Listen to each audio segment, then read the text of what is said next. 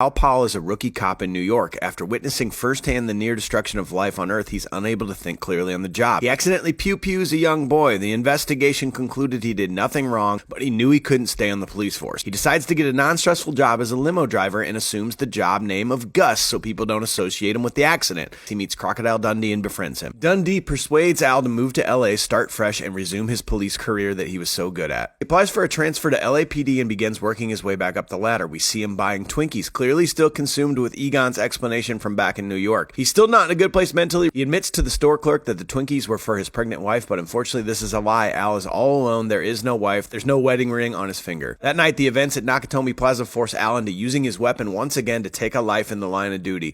John McClane doesn't stay in touch, and the police chief takes all the credit for saving the day. Al completely breaks down and is admitted to a mental institution. To escape the pain, he created an alternate reality in his head. He's now Carl Winslow, a family man in Chicago, as far away from both coasts as possible. He's still a cop, but his duties never interfere with a solid, loving home life, and he's never in danger. However, the guilt of his real life is bubbling underneath until it finally pushes its way into Al's dream. 13-year-old boy named Steve Urkel, the very same boy that Al killed accidentally in New York. Carl is powerless against Steve's haunting nature, causing him problems every time he's around, continues to get worse and worse, eventually giving him a heart attack and having his family disappear one by one. His dream crumbles, leaving only Al Powell alone in a straitjacket in a padded room until he dies.